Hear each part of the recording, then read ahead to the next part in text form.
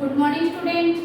दी Asian International Senior Secondary School Begu की ओर से आयोजित ऑनलाइन क्लासेस में मैं आपका हार्दिक स्वागत करती हूँ। आज कक्षा 8 विषय सामाजिक विज्ञान, जिसमें तीसरी पाठ्य पुस्तक जो है अर्थात उसका नाम मैंने यहाँ लिख दिया है आपके यहाँ पर, सामाजिक एवं राजनीतिक जीवन। इसमें जो पहला पाठ है संविधान, उसके बारे में विस्तार से चर्चा की है पिछले वीडियो में भारतीय संविधान के बारे में। और आज जो आगे मैं आपको पढ़ाऊंगी उसमें बताऊंगी कि संविधान क्यों होना चाहिए। तो आप सभी अपने सामाजिक विज्ञान, जिसमें तीसरी पाठ्य पुस्तक है सामाजिक एवं राजनीतिक जीवन, वह निकालेंगे और इसको ध्यानपूर्वक सुनेंगे, पढ़ेंगे। तो आज का जो पहला पॉइंट है वो हम ले लेते हैं, संविधान क्यों होना चाहिए। पहला पॉइंट क्या है? संविधान क्यों होना चाहिए, इसके ऊपर आज विस्तार से चर्चा करेंगे। साथ ही आगे देखेंगे कि भारतीय संविधान के जो विभिन्न आयाम हैं, अर्थात 5 आयाम में बताए गए हैं, इसके बारे में मैं आपको पढ़ूंगी। और फिलहाल संविधान क्यों होना चाहिए इस पर चर्चा करते हैं। तो ध्यान दोगे कि यह तीसरा महत्वपूर्ण कारण है किसका, भारतीय संविधान के अंतर्गत संविधान क्यों होना चाहिए कि हम खुद को अपने आप को बचा सके। यह बात सुनने में जरा हमें अजीब सी लगती है कि खुद को किससे किस प्रकार से बचाना है। असल में इसका मतलब है कि कई बार हम किसी मुद्दे पर तीखी बहस करने लग जाते हैं। ऐसे विचार हमारे व्यापक हितों के लिए क्या होते हैं, नुकसानदायक हो सकते हैं। संविधान में हमें ऐसी भावनाओं से बचाने में मदद मिलती है, अर्थात ऐसी भावनाओं से बचाने के लिए संविधान हमारे क्या करता है, मदद करता है। इसको समझने के लिए हम एक आपकी पाठ्य पुस्तक में जो उदाहरण दिया गया है शबनम नाम की लड़की के ऊपर, अर्थात शबनम के ऊपर जो उदाहरण दिया गया है मैं आपको बता रही हूँ कि एक लड़की है शबनम, उसके कल पेपर है और अभी तक उसके 2 अध्याय कंप्लीट नहीं हुए, अर्थात 2 अध्याय उसको पढ़ने हैं, उसके प्रश्नोत्तर उसको करने हैं, क्योंकि दूसरे दिन जो एग्जाम है, जो परीक्षा है, उसमें वह दोनों पाठ आएंगे। एक तरफ तो एग्जाम है और दूसरी तरफ टीवी जो घर के अंदर चल रही है, उसमें जो टीवी कार्यक्रम आ रहा है, क्या आ रहा है बच्चों, टीवी कार्यक्रम। एक तरफ तो टीवी कार्यक्रम आ रहा है, दूसरी तरफ पहला पॉइंट ले लेंगे, दूसरा पॉइंट ले लेंगे 2 अध्याय उसको पढ़ने हैं। ये कहानी समझाने के हिसाब से आपके सामने लिख रही हूँ कि कल उसके पेपर है तो 2 अध्याय उसके अभी तक पूरे नहीं हुए, उसको उनको पढ़ना है, क्योंकि सुबह जो पेपर है उसमें वह दोनों पाठ आएंगे।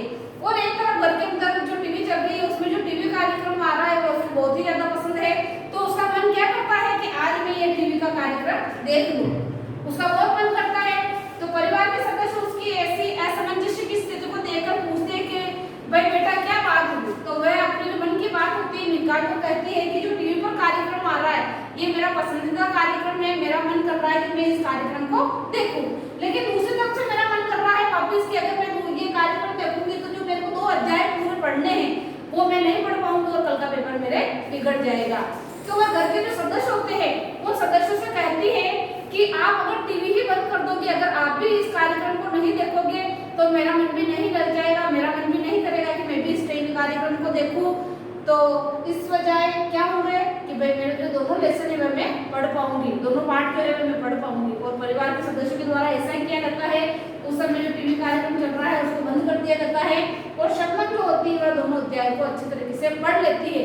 और जैसे ही दूसरे दिन उसके एग्जाम होता है, पेपर देने के लिए वह शबनम जाती है और पेपर जो उसके सामने होता है परीक्षा का, उसको देखकर वह बहुत प्रसन्न हो जाती है, क्योंकि जो 2 अध्याय उसने पढ़े थे उनमें से अधिकांश प्रश्न जो है उस दिन पेपर में आ गए थे।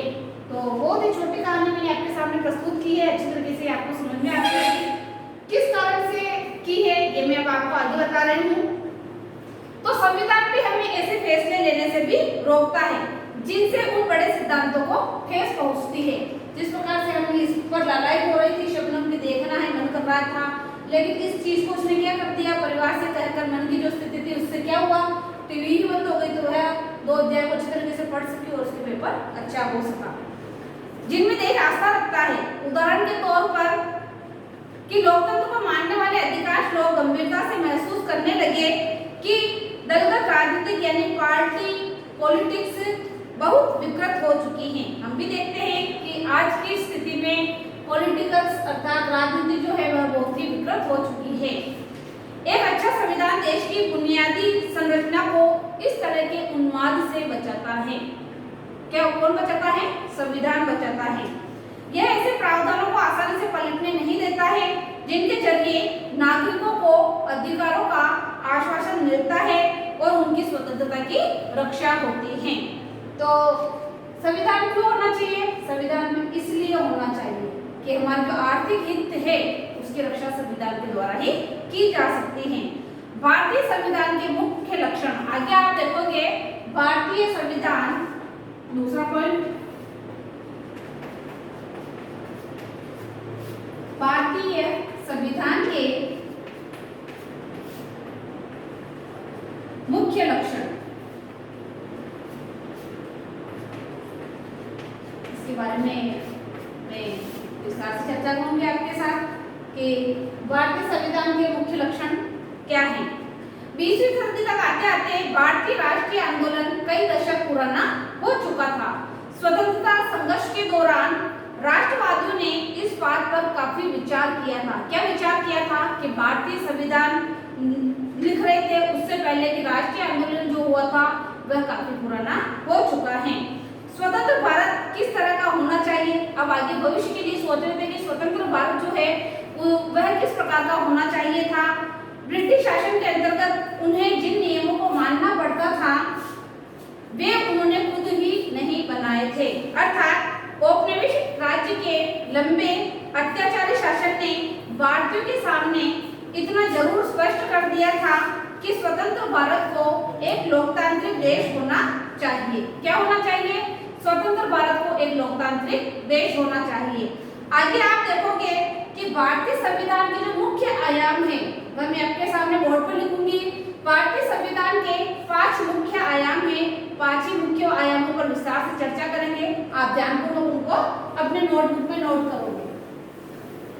एक एक पॉइंट पांचों में आपके सामने पहले लिख रही हूँ, फिर एक एक पॉइंट को लेकर अच्छी तरीके से आपके सामने मैं उनको समझाऊंगी।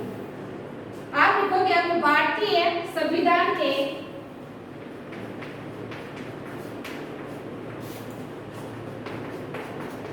ध्यान से नोट करोगे। भारतीय संविधान के मुख्य आयाम, भारतीय संविधान के मुख्य रूप से 5 आयाम बताए गए हैं। उनमें से पहला आप लिखोगे, एक एक पॉइंट करके पहले आप लिख लो, फिर विस्तार से उनके ऊपर चर्चा करेंगे। पहला हम लिखेंगे संघवाद। दूसरा पॉइंट इसके आगे आप लिखोगे संसदीय शासन पद्धति।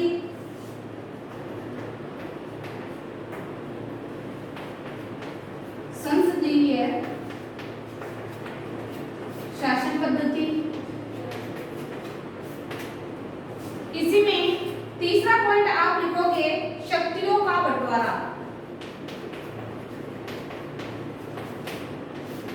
शक्तियों का बंटवारा। चौथा पॉइंट आप ले लेंगे इसमें मौलिक अधिकार, जिसमें जो 6 मौलिक अधिकार बताए गए हैं उनके बारे में विस्तार से मैं आपके सामने चर्चा करूंगी। आपको 6 भी मौलिक अधिकार अच्छे तरीके से नोट करवाऊंगी।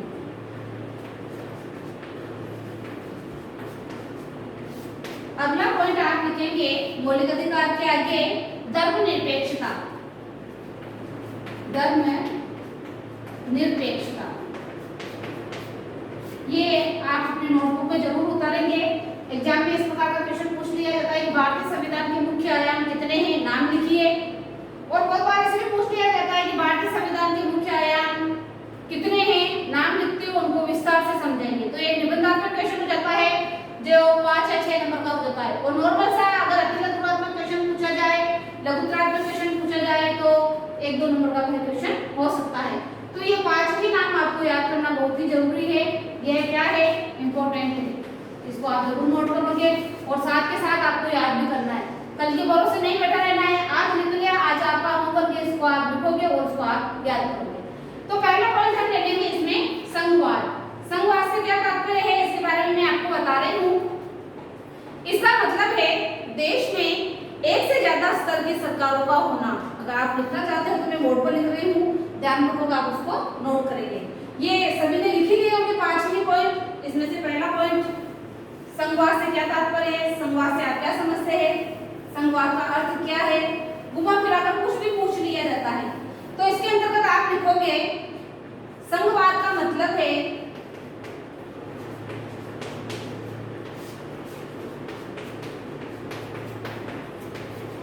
संघवाद का मतलब है कि ऐसे करके आप लिखोगे इसके अंतर्गत देश में एक से अधिक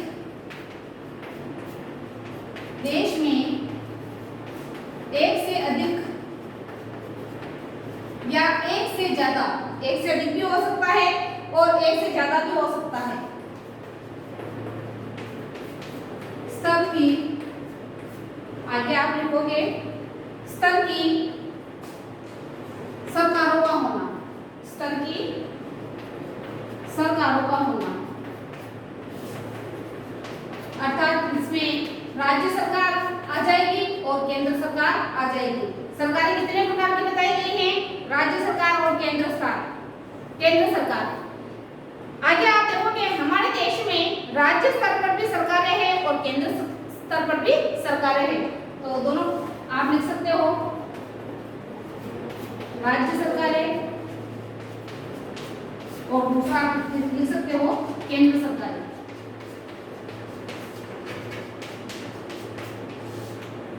संघवाद के अंतर्गत जो एक से ज्यादा स्तर की जो सरकारें आती है उसमें पहला आप लिखोगे राज्य सरकारें और केंद्र सरकारें या केंद्र सरकार दोनों आ सकते हैं। ठीक है, नोट कर लिया होगा आपने। भारत में इतने सारे समुदायों की उपस्थिति का सीधा मतलब यह है कि शासन की एक ऐसी व्यवस्था विकसित करना जिसमें राजधानी दिल्ली में बैठे मुट्ठी भर लोग दूसरे देश के फैसले न ले सके। आगे आप देखोगे कि दूसरा जो पॉइंट है संसदीय शासन पद्धति, उसके बारे में चर्चा करोगे। दूसरा पॉइंट नोट कर लो आप, ये सभी ने नोट कर लिया होगा और आपको साथ का साथ इसको याद भी करना है। दूसरा पॉइंट आप लिखोगे संसदीय शासन पद्धति।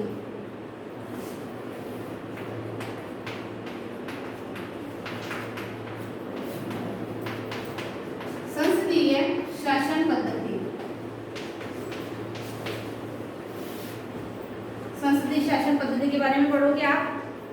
सरकार के सभी स्तरों पर प्रतिनिधियों का चुनाव लोग खुद करते हैं। क्या करते हैं, प्रतिनिधि जो होते हैं उनका चुनाव लोग अर्थात जनता स्वयं करती हैं। अर्थात भारत का संविधान अपने सभी वयस्क नागरिकों को वोट डालने का अधिकार देता है। संविधान सभा के सदस्य जब संविधान की रचना कर रहे थे तब उनको लगा था कि स्वतंत्रता संघर्ष ने भारतीय जनता को वयस्क मताधिकार का प्रयोग करने के योग्य बना दिया है। मताधिकार कौन व्यक्ति कर सकता है, जो भारत का नागरिक होता है, जिसकी आयु है 18 वर्ष, उसने पूर्ण कर ली हो, वह व्यक्ति क्या कर सकता है, अपने मत का प्रयोग कर सकता है। उसको मत देने के लिए किसी भी प्रकार से बाध्य नहीं किया जा सकता है, वह अपनी इच्छा से अपने प्रतिनिधि को चुन सकता है। उन्हें विश्वास था कि इससे न केवल लोकतांत्रिक सोच व तौर तरीकों को प्रोत्साहन मिलेगा बल्कि जाति, धर्म, औरत, मर्द के फर्क पर भी असर पड़ेगा। अर्थात जो शासन पद्धति है, अर्थात वोट का जो अधिकार है, वह चाहे स्त्री हो चाहे पुरुष हो, दोनों के लिए आयु समान ही रहती है। इनमें किसी भी प्रकार से जातिगत भेदभाव नहीं किया जा सकता है। ऐसा नहीं है कि बड़े अच्छी जातियां वाले व्यक्ति जो है वह अपने प्रतिनिधि को चुन सकते हैं, निम्न जाति के जो व्यक्ति रहते हैं वो अपने प्रतिनिधि को नहीं चुन सकते हैं। तो इसमें इस प्रकार से कोई भी भेदभाव नहीं किया जाता है।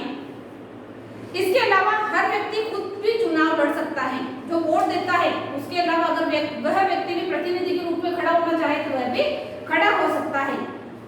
ये प्रतिनिधि जनता के प्रति जवाबदेह होते हैं। कौन? जो कि चुनाव में खड़े होते हैं। लोकतांत्रिक कार्य पद्धति में प्रतिनिधित्व का महत्वपूर्ण स्थान होता है। आगे तीसरा पॉइंट हम देखेंगे कि शक्तियों का बंटवारा। ये जो राज्य सरकार और केंद्र सरकार जो होती है, इनकी जो शक्तियां होती है, इनका बंटवारा किस प्रकार से किया जा सकता है।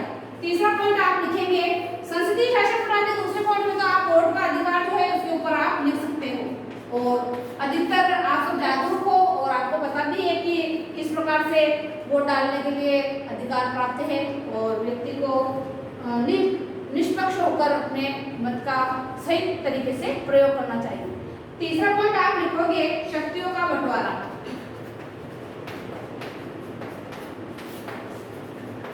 इसमें राज्य सरकार और केंद्र सरकार की जो शक्तियां होती है उनका बंटवारा किस प्रकार से किया जाता है वह इसके अंतर्गत बताया गया है। ध्यानपूर्वक आप सुनोगे।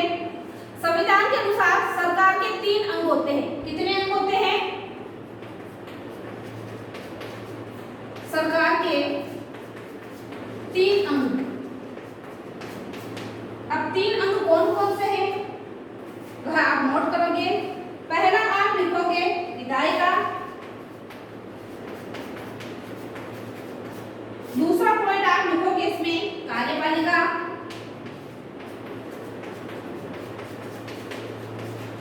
और तीसरा पॉइंट आ जाता है न्यायपालिका। सभी नोट करोगे आप। न्यायपालिका। शक्तियों का बंटवारा जो केंद्र सरकार और राज्य सरकार का होता है उससे पहले आप देखोगे कि सरकार के कितने अंग होते हैं? 3 अंग होते हैं। एक पहला जो अंग है वह हो जाएगा विधायिका, दूसरा अंग जो है वह होता है कार्यपालिका और तीसरा होता है न्यायपालिका। इसमें जो पहला पॉइंट है अर्थात विधायिका, इसके बारे में मैं आपको लिखा रही हूँ, साथ का साथ आप नोट करोगे। विधायिका, कार्यपालिका, न्यायपालिका से क्या तात्पर्य है? या 3 अंगों के बारे में पूछ लिया जाता है तो यह भी इम्पोर्टेंट क्वेश्चन है। पहला पॉइंट आप इसमें लिखोगे विधायिका।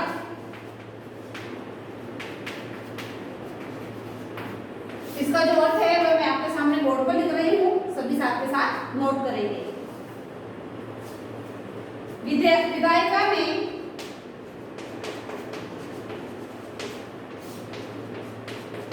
विधायिका में हमारे निर्वाचित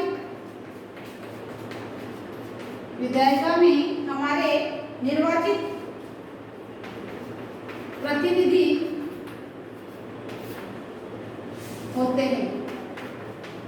विधायिका के अंतर्गत कौन होता है? हमारे निर्वाचित प्रतिनिधि होते हैं। दूसरा पॉइंट जो है कार्यपालिका, ये सरकार के 3 अंग है।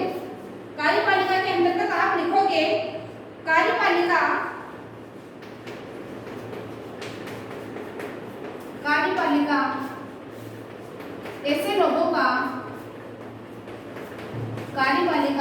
ऐसे लोगों का समूह है जो आगे आप लिखोगे कानूनों को लागू करने और शासन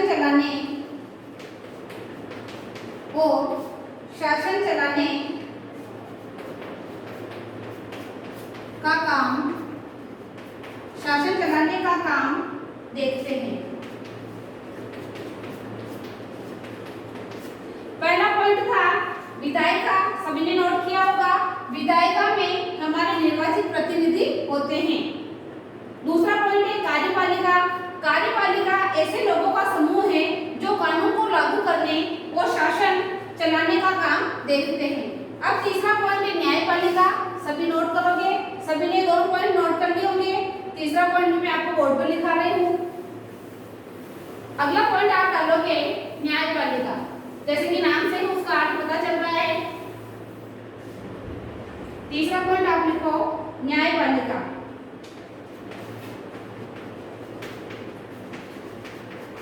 इसके अंतर्गत आप लिखोगे न्यायालयों की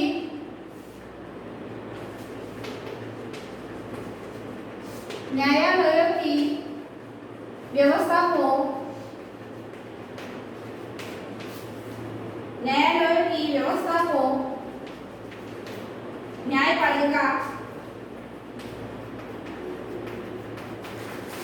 न्यायपालिका कहा जाता है। सभी ने नोट कर लिया होगा। न्यायालय जो होते हैं, वहां की जो व्यवस्था होती है, उसको क्या कहा जाता है? न्यायपालिका कहा जाता है। इसके अंतर्गत आप देखोगे कि इन सभी अंगों की शक्तियां एक दूसरे से अलग होती है। विधायिका की शक्तियां कार्यपालिका से अलग होती है और कार्यपालिका की जो शक्तियां होती है वह न्यायपालिका से अलग होती है। अर्थात तीनों की शक्तियां एक दूसरे से अलग अलग होती हैं। शक्तियों के इस बंटवारे के आधार पर प्रत्येक अंग दूसरे अंग पर अंकुश रखता है। अर्थात एक अंग अर्थात कार्यपालिका, न्यायपालिका, विधायिका जो अंग है एक दूसरे पर क्या रखते हैं? अंकुश रखते हैं। और इस तरह तीनों अंगों के बीच सत्ता का संतुलन बना रहता है। आगे आप देखोगे जो चौथा पॉइंट है वह है मौलिक अधिकार। आप नोट करोगे मौलिक अधिकार, ये कक्षा 6 और 7 में आपने अच्छी तरीके से पढ़ रखा होगा। अगला पॉइंट आप लिखोगे मौलिक अधिकार, जो कि चौथा पॉइंट है। मौलिक अधिकार, इसके बारे में जो 6 मौलिक अधिकार है विस्तार से मैं आपके साथ चर्चा करूंगी। आप देखोगे इसमें कि मौलिक अधिकारों वाला खंड भारतीय संविधान की अंतरात्मा भी कहलाता है। औपनिवेशिक शासन ने राष्ट्रवादियों के दिमाग में राज्य के प्रति संदेह का भाव पैदा कर दिया था। इसलिए राष्ट्रवादी व्यक्ति चाहते थे कि स्वतंत्र भारत में राज्य की सत्ता के दुरुपयोग से बचने के लिए कुछ लिखित अधिकार भी हमारे पास में होने चाहिए। इसलिए विभिन्न अल्पसंख्यक जो समुदाय थे वो भी चाहते थे कि संविधान में ऐसे अधिकारों को शामिल किया जाए जो उनके समूह की रक्षा कर सके। फलस्वरूप बहुसंख्यकों से अल्पसंख्यकों के अधिकारों की रक्षा का आश्वासन संविधान में दिया गया है। इन मौलिक अधिकारों के बारे में डॉक्टर अंबेडकर ने कहा था कि इनका दोहरा उद्देश्य है। इनका जो मौलिक अधिकार है 6, उनका हमारे जीवन में क्या है? दोहरा उद्देश्य है। पहला, हर एक नागरिक ऐसी स्थिति में हो वह उन अधिकारों के लिए दावेदारी कर सके। दूसरा पॉइंट, ये अधिकार हर उस सत्ता और संस्था के लिए बाध्यकारी हो जिसे कानून बनाने का अधिकार दिया गया है। मौलिक अधिकारों के अलावा हमारे संविधान में खंड नीति निर्देशक तत्वों का भी उल्लेख मिलता है। संविधान के जो सदस्य हैं उन्होंने यह खंड इसलिए जोड़ा था और ज्यादा सामाजिक व आर्थिक सुधार इसके अंतर्गत ला सके। वे चाहते थे स्वतंत्र भारतीय राज्य जनता की गरीबी दूर करने वाले कानून और नीतियां बनाते हुए इस सिद्धांतों को मार्गदर्शक के रूप में हमेशा हमारे सामने रखेंगे, अपने सामने रखेंगे और यह जो नियम है उनको मानेंगे और उनका पालन करेंगे। तो भारतीय संविधान में उल्लेखित जो 6 मौलिक अधिकार है वो नाम मैं आपके सामने लिख रही हूँ। ध्यानपूर्वक आप उन सभी को अपने नोटबुक में लिखेंगे। पहला जो मौलिक अधिकार है वह है समानता का अधिकार। समानता का अधिकार। अभी मैं आपके सामने 6 ही जो पॉइंट है मैं लिखूंगी, 6 ही जो अधिकार है उनके बारे में लिख रही हूँ। कल इनके बारे में विस्तार से हम चर्चा करेंगे। दूसरा पॉइंट आप लिखोगे स्वतंत्रता का अधिकार। स्वतंत्रता का अधिकार, मौलिक अधिकार आपको याद भी होने चाहिए और साथ के साथ आप याद भी करोगे इनको। तीसरा है पॉइंट शोषण के विरुद्ध अधिकार। शोषण के विरुद्ध अधिकार। चौथा पॉइंट आप लिखोगे धार्मिक स्वतंत्रता का अधिकार। धार्मिक स्वतंत्रता का अधिकार। पांचवा पॉइंट आप लिखोगे सांस्कृतिक और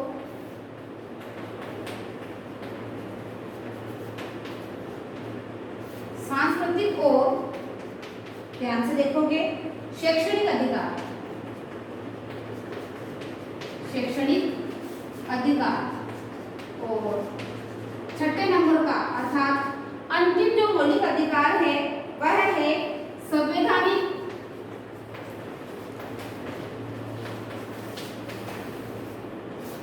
संवैधानिक उपचार का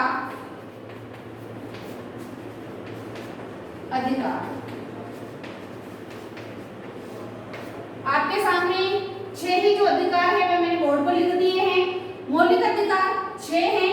पहला इसके अंतर्गत आ जाएगा समानता का अधिकार, दूसरा आ जाएगा स्वतंत्रता का अधिकार, तीसरा आ जाएगा शोषण के विरुद्ध अधिकार, चौथा है धार्मिक स्वतंत्रता का अधिकार, पांचवा आ जाएगा सांस्कृतिक और शैक्षणिक अधिकार, और छठा आएगा संवैधानिक उपचार का अधिकार। इनके बारे में विस्तार से मैं कल चर्चा करूंगी, लेकिन यहाँ तक जो 6 ही पॉइंट लिखा है आप इसको नोटबुक में नोट करेंगे और साथ के साथ इनको याद करेंगे। अब मैं आपके सामने एक एक अधिकार जो है उसको लेकर विस्तार से उसके बारे में विचार विमर्श करूंगी, और जो महत्वपूर्ण बिंदु मेरे को लगते हैं वो मैं आपको बोर्ड पर साथ के साथ लिखा दूंगी। तो आज के द्वारा दी गई वीडियो मेरे हिसाब से आपको बहुत अच्छी तरीके से समझ में आ गई होगी। फिर भी आपको इसमें किसी प्रकार की कठिनाई आती है तो बोर्ड पर दिए हुए नंबरों पर आप अपने सुझाव दे सकते हैं, ताकि अगली वीडियो में उन सुझावों को मैं देखते हुए आपकी जो कठिनाई है उसको दूर करने का प्रयत्न करूंगी। इस वीडियो को अपने दोस्तों के साथ ज्यादा से ज्यादा लाइक एंड शेयर करें, ताकि भारतीय संविधान के बारे में जितनी भी महत्वपूर्ण बातें मैंने आपको बताई है उससे आप अवगत हो सके और अपने दोस्तों को भी अवगत करा सके। धन्यवाद।